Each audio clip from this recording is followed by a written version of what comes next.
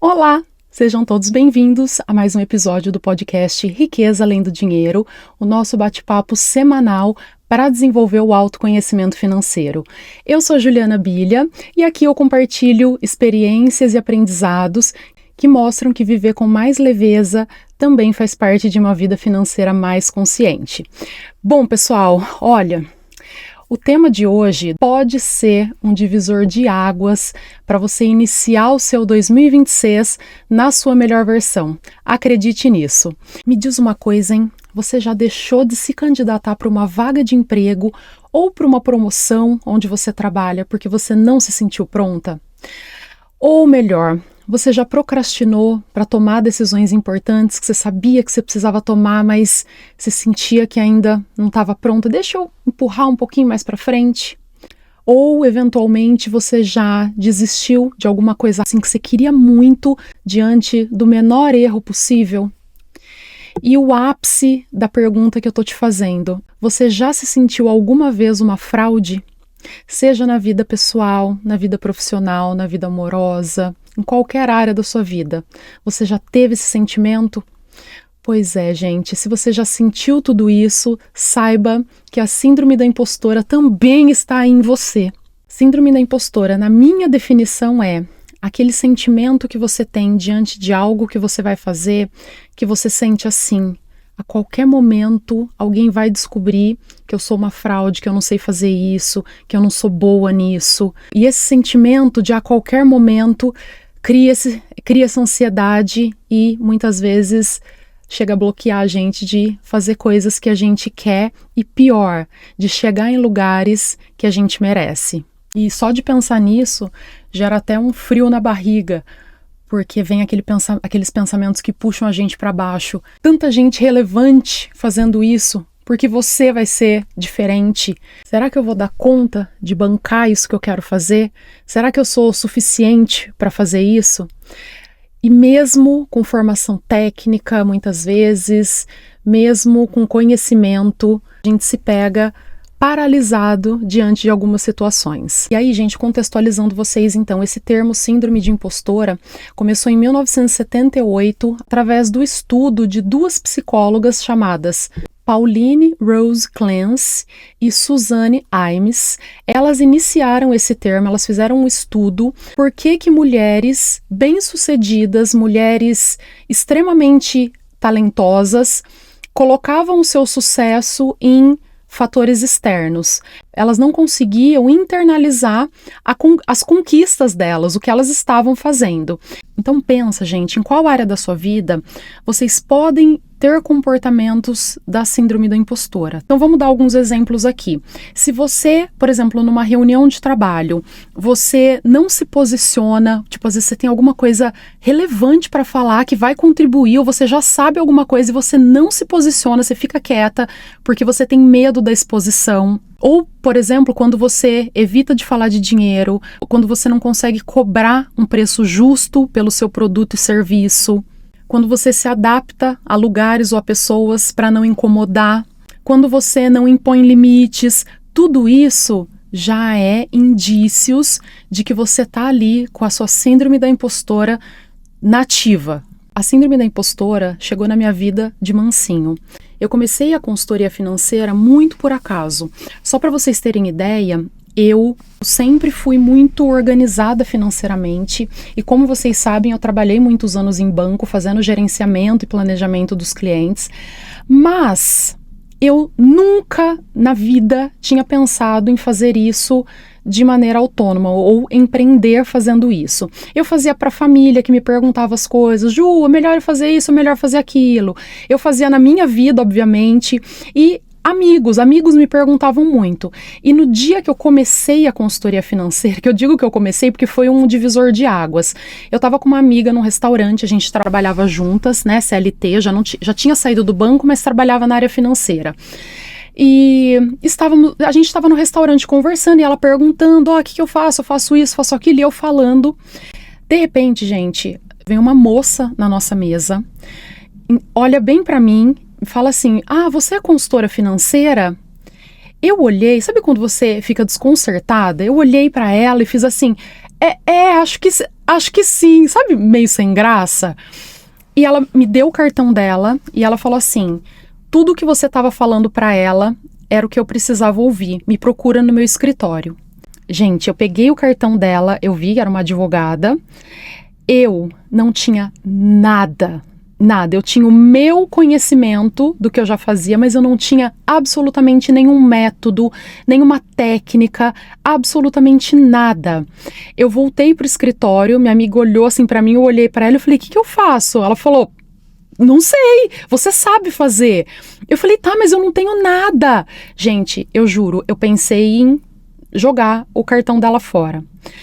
Mas o que eu fiz? Peguei uma pastinha, uns papéis, anotei coisas que eu precisava perguntar. Eu não tinha nada estruturado. Eu fui com uma pastinha, com papel, algumas anotações. Isso que aconteceu no restaurante foi numa terça-feira. Na quinta-feira, eu estava na frente dela, no escritório dela, extremamente apavorada, com as mãos suando, frio na barriga. Mas eu estava na frente dela e eu fechei assim a minha primeira consultoria financeira. Isso aconteceu em outros momentos na minha vida também. Quer ver outro exemplo? A gente decidiu vir aqui para o Canadá e só para vocês terem ideia, gente, a gente veio com visto, eu e meu filho com visto de estudante, né? Então eu vim fazer minha pós-graduação de Financial Planning Service.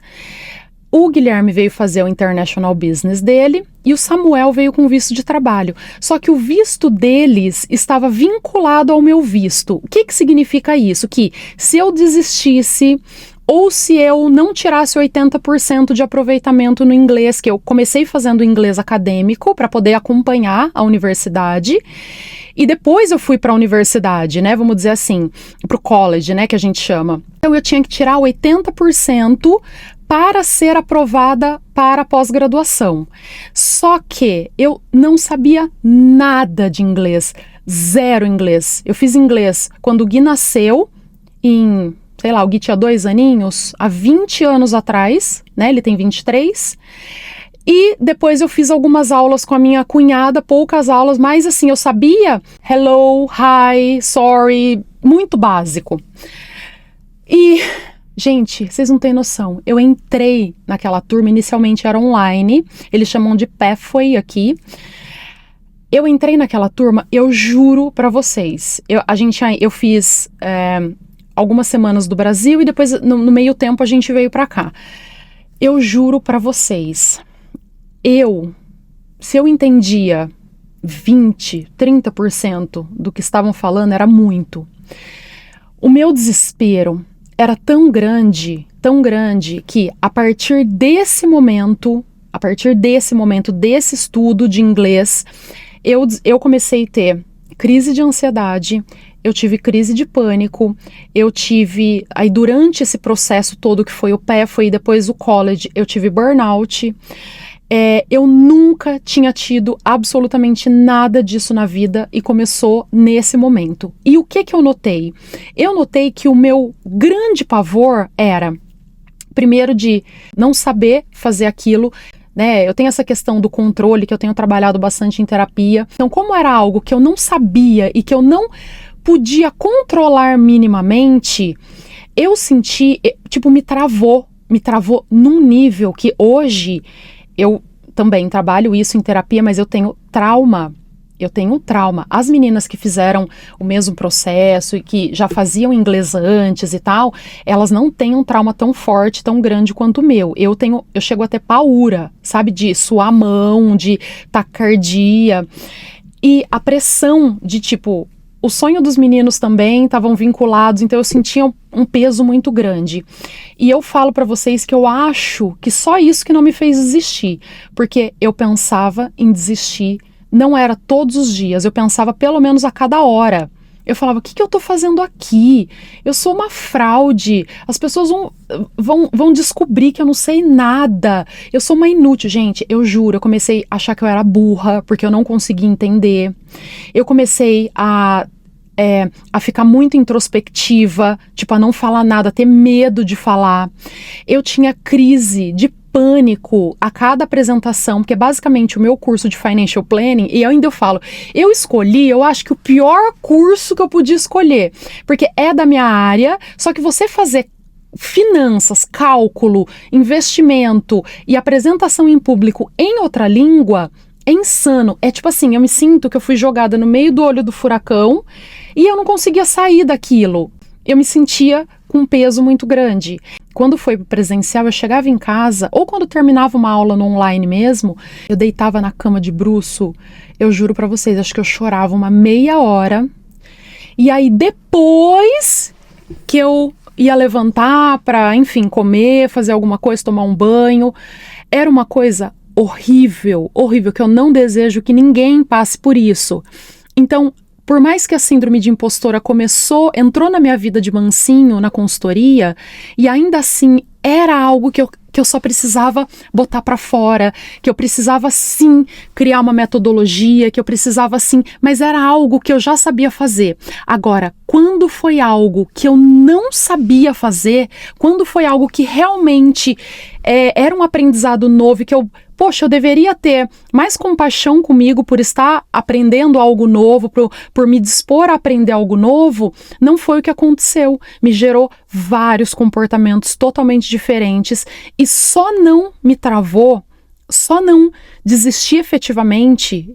Eu penso hoje que porque os meninos estavam vinculados com o meu visto. Porque se fosse só eu ia falar, não dou conta. E aí, a gente pensar em tudo isso, assim, como eu falei, isso acontece em todas as áreas da vida. E por que eu falei que pode ser um divisor de águas? Porque se você começar a perceber isso em você começar a notar esses comportamentos, esses sentimentos, você já pode ter uma ação efetiva para não deixar chegar em algo tão grave assim como chegou para mim, né? De uma forma tão cruel, que me machucou muito e me machuca ainda, né? Hoje eu sou mais solta para falar inglês, mas ainda assim a minha autocrítica, a minha síndrome de impostora de falar extremamente o necessário ainda tá aqui, porque foi algo muito forte, sabe? De a qualquer momento, no trabalho vão ver, ela não sabe falar inglês, por que ela tá fazendo aqui no hospital? Cara, eu tô lá, vai fazer 2 anos, sabe? Então, são coisas que a gente vai trabalhando, mas assim, eu percebo que na área profissional e na área financeira também, a síndrome da impostora aparece de maneira muito forte. Na vida profissional, ela vem muitas vezes quando você aceita ser menos reconhecido, quando você não consegue encontrar o seu espaço para você se desenvolver dentro do trabalho. Então, você vai se anulando porque você não se sente capaz, se sente com receio de ser descoberto como uma pessoa que, tipo, o que ele tá fazendo aqui? Ele não sabe o que ele tá fazendo, sabe assim? Ela vem, às vezes, disfarçada de autossabotagem. Quando você, tanto faz, deixa a pessoa apresentar aquele trabalho que eu fiz. Ela vem disfarçada de perfeccionismo. Eu só vou fazer aquilo quando eu me sentir totalmente pronta. Lembro o Samuel, meu marido, às vezes ele fala, nossa, às vezes eu vejo algumas ideias aqui que você acredita que eu já tive aquela ideia, mas não tive coragem de colocar em prática, outra pessoa foi e fez. Então pensa. E na vida financeira, ela vem em frases assim, isso não é pra mim. Cuidar de dinheiro, nunca soube fazer. Eu sou uma pessoa que gasta muito. Eu nunca vou conseguir ficar dentro do orçamento. Eu não sei mexer em planilha. Planilha pra mim, olha, não dá, não vou conseguir fazer. Não, quando eu penso em investir, eu já gastei o dinheiro, eu sou muito gastona. Percebe isso? Às vezes a síndrome de impostor aparece no conflito do merecimento financeiro. Então você pensa assim, a vida que eu tenho eu não mereço. Será que eu tô fazendo alguma coisa de verdade? É a sensação do desconforto quando as coisas estão dando certo. Então tá tudo certo, tá tudo ok, mas você fica com aquele sentimento assim, e se eu fracassar? E se descobrirem que tudo que eu ganhei não foi por merecimento meu? A sensação de que você está sendo vista demais. E deu certo não por mim, mas deu certo porque eu tive sorte. Gente, é uma tortura. E aí, gente, a partir do momento que eu comecei a escrever esse roteiro, eu comecei a pensar em alternativas para vencer essa síndrome da impostora. E o vencer que eu digo não quer dizer que você não vai mais sentir isso. Eu acho que isso sempre vai permear os nossos pensamentos, mas eu penso que uma vez que a gente identifica, que a gente entende como a gente funciona, a gente pode minimizar e ter pensamentos conscientes sobre aquilo que a gente está fazendo, sobre o comportamento que a gente está tendo. Então, se eu percebo que eu tenho alguns comportamentos de merecimento, não vou fazer dessa forma. Ou profissionalmente, eu estou me anulando, eu faço um baita de um trabalho e dou para outra pessoa apresentar, a outra pessoa fica com crédito, não, eu vou, passar por essa etapa. E aí eu comecei a pensar em algumas estratégias que eu já estou colocando em prática. Agora, o grande ponto aqui, essa questão da síndrome da impostora que eu tenho muito forte é não deixar isso me paralisar. Não deixar eu desistir de coisas que são importantes para mim. Não deixar que eu não reconheça as minhas conquistas. Eu acho que isso que tem que ficar de tudo mais forte para você. Bom, e aí eu tava conversando com uma amiga e eu tava falando inclusive sobre o podcast. Eu falei assim para ela: nossa amiga, eu poderia fazer um podcast só falando de finanças, falando de técnicas das pessoas guardarem dinheiro, das pessoas investirem, como é que faz isso, como é que faz aquilo, e obviamente a gente vai trazer sempre algum aprendizado aqui. Por que eu resolvi fazer um podcast contando, histórias, experiências e falando do autoconhecimento financeiro? Porque eu também estou me desafiando aqui. É algo que eu estou aprendendo junto com vocês no processo. Não é algo que eu já tenho toda uma estrutura pronta para trazer aqui. Não, a gente está desenvolvendo juntas. Então, eu também estou me desafiando aqui, porque seria muito mais cômodo eu já vir aqui falar para vocês dentro da minha zona de conforto. Mas não é isso que eu quero, E óbvio que eu venho aqui com medo, eu venho pensando em várias coisas. Nossa, tem tanta gente falando sobre esse assunto, o que eu vou trazer de diferente disso? Vou trazer uma outra visão, um outro ponto de vista. A gente conversa, às vezes, sobre o mesmo assunto com várias pessoas diferentes, porque as pessoas vêm trazendo a contribuição individual. Então eu estava conversando isso e falando, poxa, isso para mim tem sido desafiador, mas tem sido tão prazeroso, e eu quero sim reconhecer cada passo que eu vou dando. Eu quero fazer esse exercício. Mas vamos lá, gente. O que eu tenho feito é praticado mindfulness. Eu não sei se vocês já ouviram falar, eu acredito que sim, mas há uns anos atrás eu fiz um treinamento de mindfulness que é você exercitar estar no momento presente. Eu fiz um treinamento há anos atrás com a Regina Gianetti, que é do podcast Autoconsciente. Então, é muito legal esse podcast, eu acompanho desde o início, eu fiz o treinamento dela ao vivo, que basicamente o mindfulness é você estar presente no momento presente. Então, o que eu tenho feito? Eu comecei a lembrar de algumas técnicas que ela foi ensinando, e são coisas assim, por exemplo, você escovar o dente, mas você prestar atenção em cada dente que a escova tá passando, ou quando você, sei lá, vamos supor, tá comendo, você tá mastigando, você tenta se perceber, agora eu mastiguei, sei lá, um alface, agora o gosto do tomate, agora... É você exercitar estar no momento presente, porque o tempo todo, onde a gente está? A gente está no passado ou a gente está no futuro. Eu tenho a tendência de estar no futuro. O futuro gera ansiedade. Então, eu tô sempre pensando, que eu tenho que fazer, que eu tenho que não sei o quê, que eu tenho que, eu quero realizar, quero fazer aquilo. Isso é insano. A minha cabeça, e de quem é assim, não para. Então, eu fazendo esse exercício do momento presente, por exemplo, estou aqui com vocês agora. A Nina tá tentando entrar aqui, por isso que eu olhei pra lá. Então, nesse momento que eu estou aqui com vocês, eu estou aqui com vocês. Eu não estou pensando em qualquer outra coisa que eu esteja fazendo. Então, eu estou fazendo este exercício. Se eu tô assistindo uma série, eu tô prestando atenção na história da série, eu não tô olhando o celular, pegando, olhando. Então, é um exercício, porque pra mim isso é difícil, mas tem me ajudado muito a diminuir um pouco essa ansiedade.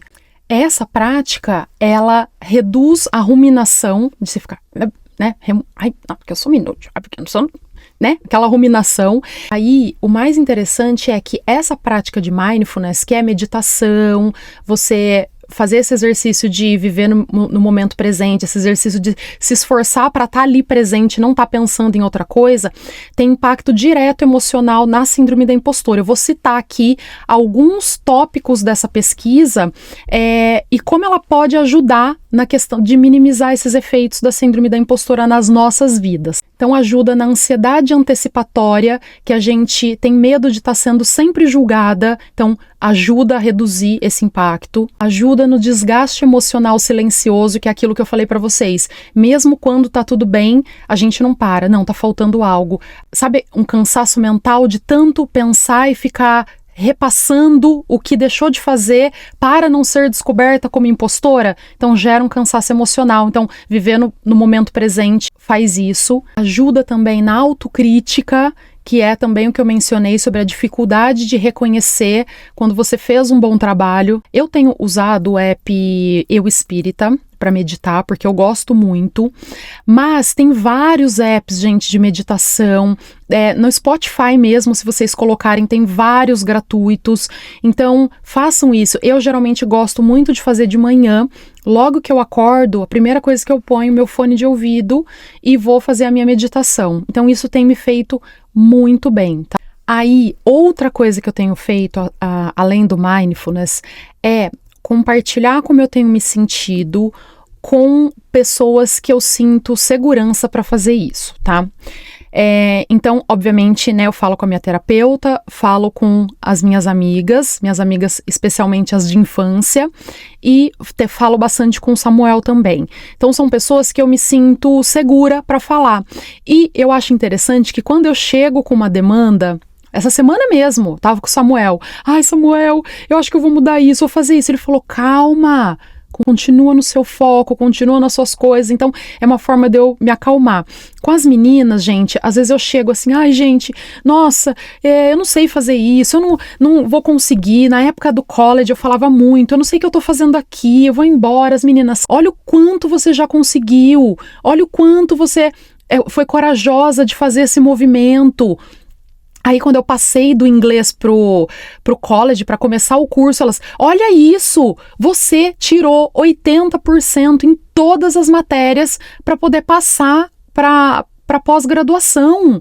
Você não tinha nada de inglês, olha o tanto que você evoluiu. Você lá no começo disse que você entendia 20, 30%, agora você entende quanto quando você saiu? Você entende 60, 70? Olha a evolução. Então é isso, gente.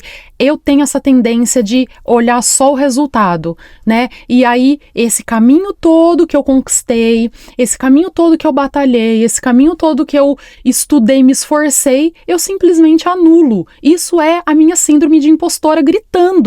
Mas qual é o exercício? É eu perceber quando ela vem e não deixar esse sentimento e principalmente os comportamentos, como eu vou agir, tomar em conta e serem diferentes do que eu quero e do que eu acredito. Compartilhar com pessoas que você, num espaço seguro, que vocês se sintam confortáveis, vai fazer muita diferença. Não guardem pra vocês, tá bom? Eu sei que a síndrome da impostora é o medo da gente descobrir que é uma fraude. Quando a gente põe pra fora, a gente acha que está comprovando aquela fraude, mas faz isso com quem você se sente seguro, que você sabe que não vai te julgar. Outra coisa que eu voltei a fazer, eu fazia isso acho que desde 2018. Nossa, eu adorava fazer. Depois nessa correria, né, de mudança, de college, de burnout, de tudo, eu parei de fazer, mas eu voltei a fazer agora. Não, vocês não precisam pôr esse nome, até porque eu não quero que fique como parecendo, sabe, positividade tóxica, odeio. Mas não é isso, não precisam pôr esse nome, mas é que é um nome que já estava no meu e aí eu deixei, que é diário de gratidão. Então, 2 coisas no meu dia, 2 coisas, por mais que o dia tenha sido uma merda, só aconteceu coisa horrível no dia, mas eu faço um esforço e tenho que tirar 2 coisas boas que aconteceram no meu dia. Não é para ser coisa mirabolante, gente. Não é para ser coisa grandiosa, é coisa mínima. Por exemplo, no meu diário de gratidão às vezes tem assim, falei com uma amiga que eu fazia tempo que eu não falava, um banho gostoso que eu tomei, sabe? Coisas simples, mas eu tiro do meu dia 2 coisas que foram boas. Por quê? Isso é um exercício para quem tem a síndrome da impostora gritando é um exercício para a gente ver as coisas boas. A gente acaba ficando focado só no que, olha, aquilo ali aconteceu, tá vendo? Vai me desmascarar.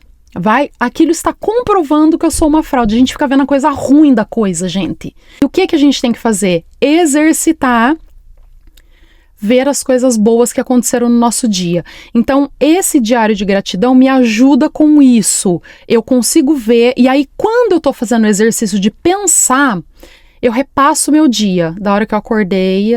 Às vezes eu coloco assim, a meditação foi meu momento auge do dia. Uma conversa, qualquer coisa, você põe lá e você começa a exercitar. Quando eu parei quando eu vim pra cá, 2021, eu fazia de 2018 a 2021, aí eu parei e estou voltando agora. Olha o tempo, né, que eu fiquei sem fazer. Eu fui olhar as coisas que eu escrevi de lá de trás. Gente, olha, é uma sensação muito boa, que é a mesma coisa quando a gente pega álbum de foto, que a gente fala, nossa, aquele período foi osso, não sei o que lá, mas quando você pega álbum de foto, você não tirou as fotos do momento que você tava triste, chorando, quase embaixo da cama, embaixo da coberta, com o travesseiro na cabeça, você tira de momentos animados, então as fotos têm esse efeito pra mim também, de eu olhar, poxa, nossa, aquele período foi osso, mas olha como eu fiz coisas boas também naquele período, olha que legal. Então, tem esse efeito pra mim, tá? Eu acho que vai ser legal pra vocês também. Puder deixar um recadão geral aqui pra gente encerrar, não deixa a síndrome da impostora te vencer. Você não precisa se sentir pronta pra se autorizar a fazer algo. Você não é uma fraude. Eu não sou uma fraude. A gente precisa internalizar e falar pra gente se ouvir falando isso. Eu tenho o compromisso de não deixar a síndrome da impostora me vencer. Se você estiver comprometida em olhar para sua síndrome da impostora, minimizar ela na sua vida, deixa aqui nos comentários um emoji do olhinho, que você está de olho na sua síndrome da impostora para não deixar ela te bloquear e que seu 2026 vai ser um ano completamente diferente quando você, põe essa síndrome de lado e vive a vida que você quer ter. Então, comenta com emoji, com zóio e eu vou saber que você ficou até aqui e que você está comprometido em fazer isso. Combinado? Vamos pro quadro Fala o que te vem na cabeça. Esse é um quadro que eu falo alguma coisa aleatória que aconteceu comigo recentemente e que eu vi, que eu vivi, que eu li, que eu refleti e eu resolvi trazer aqui pra vocês, tá? Então, essa semana eu fiquei pensando o que eu vou falar pra eles e eu vou contar algo que aconteceu essa semana. Olha só, eu percebi... Ai, gente, olha, e na verdade assim, eu percebi e já fiquei com vergonha. Por quê? Porque eu faço isso, eu sou essa pessoa. Não seja como eu, a pessoa que conversa com outra pessoa quando ela estiver de fone de ouvido. Por que eu estou dizendo isso? Eu estou trazendo esse desabafo porque eu estava de fone de ouvido no hospital, sentada na cadeira de massagem do hospital, lá fazendo a massagem, e uma pessoa não parava de falar comigo. Eu estava de fone de ouvido. E aí eu comecei a pensar todas as vezes que eu fiz isso, especificamente com o Samuel e com o Gui. O Samuel, ele fala, amor, que? Tipo, sabe quando dá? Que foi exatamente o que eu fiz com a pessoa lá. Eu falei, oi? Tá, e punha, e a pessoa não parava de falar. Eu falei, cara, ou a pessoa é sem noção, e aí eu comecei, gente, eu tava sendo sem noção. O Samuel fica várias vezes com o fone de ouvido, ele, amor, não tava te ouvindo, todo belezinha.